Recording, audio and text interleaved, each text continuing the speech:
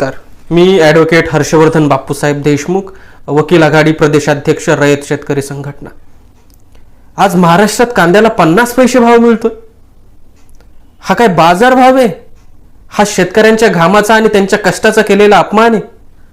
50 पैशात आज एक चॉकलेट मिळत नाही आणि मग शेतकऱ्याने त्यांचा संसार चालवायचा कसा? सरकारला माझा थेट प्रश्न आहे. शेतकरी फक्त तुम्हाला निवडणुकीपुरता आठवतो का?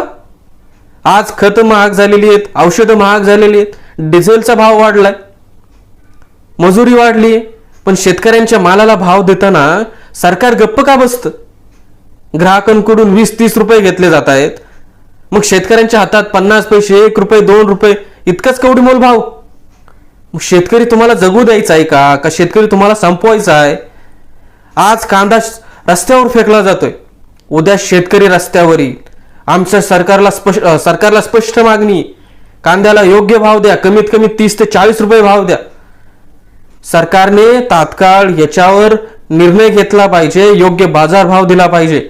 नाहीतर रयत शेतकरी संघटना महाराष्ट्रभर या प्रश्नावर आवाज उठवत आहेच. पण यापुढे रयत शेतकरी संघटना संस्थापक अध्यक्ष ॲडव्होकेट रवी प्रकाश उर्फ बापूसाहेब देशमुख यांच्या नेतृत्वाखाली तीव्र स्वरूपाचं आंदोलन करेल आणि याची सरकारने नोंद घ्यावी. जय जवान, जय किसान.